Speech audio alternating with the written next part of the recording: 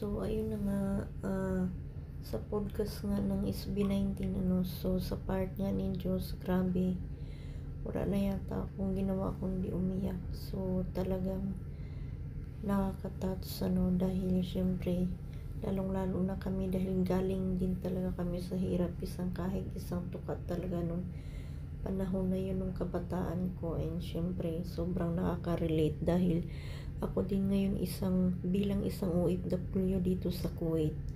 Ginagawa ko lahat para hindi maranasan ng anak ko yung naranasan kong hirap noon. So ayun nga, yung consequences nga noon is malayo ako sa anak ko. So okay lang yun, basta ang importante sa akin, nakakausap ko araw-araw yung anak ko, and syempre na ibibigay ko lahat ng mga pangangailangan niya. So yun, sobrang nakakaiyak lang, nakaka-touch talaga. And dinagdagan pa ng mga 18 pans Hawaii, dahil nagkaroon nga sila ng isang donation drive, so nakalikom sila ng 2,000 mahigit US dollar, so ayun, para binigay nila doon sa isang hospital, para sa may mga cancer. So ayun, ilalagay ko na lang yung video dyan sa dulo, panoorin nyo. Maraming salamat. Hindi niya makuha yung stress na nakukuha ko. Yung para bang ano talaga no? Hindi kasi talaga, pangarap ko yun, yung parang magka-normal na family.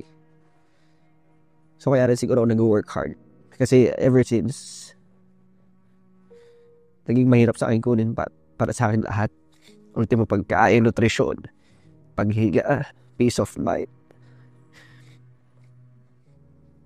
Para sa future na magiging anak ko, hindi niya mararanasan lahat. Hindi niya kailangan na-experience yung kahirap, yung trauma, yung pamamanipulate. Akala ng mga tao, porket lalaki ka, hindi ka na mamanipulate. Hindi ka na abuso.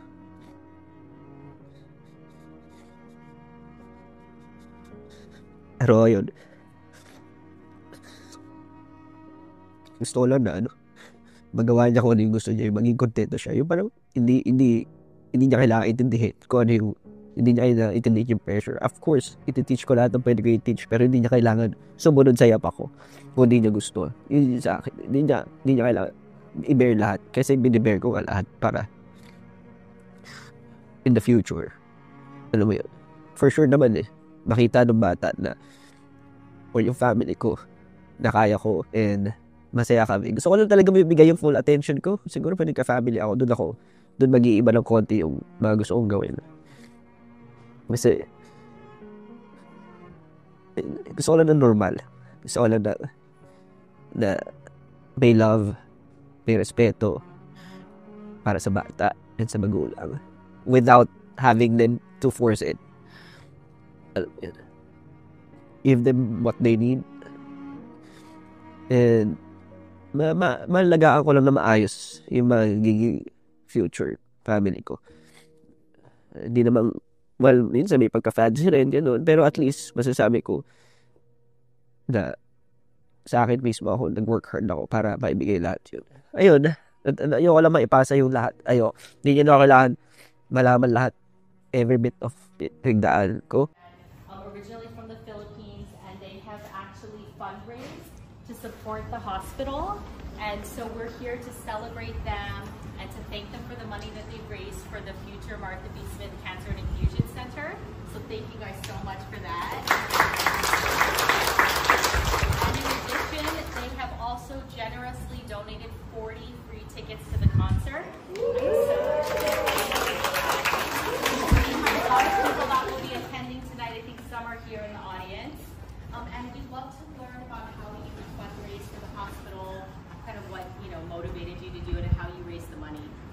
Okay, I'm not prepared for this. But anyway, you can do it. I'm a little vlogger here in Hawaii. It's called 18 of Hawaii Vlogs, and I'm a big fan. And when I found out that they're coming here, of course, everybody that knows me, because I'm kind of the only person they knew or they could connect started messaging me, and then I said, okay, let's form a group and let's have a fan meet. So that was in going and all that, and I said, fan meet, it's for enjoyment. But then I said, to make it a little more purposeful, I think we should do something more than just having fun. So I thought, oh, what should we do? We should, do something, some kind of outreach activity. But most of the guests are from the mainland, and they're only here for a few days, so we don't have time to do, do a lot of stuff. And I thought, oh, my friend Myra here.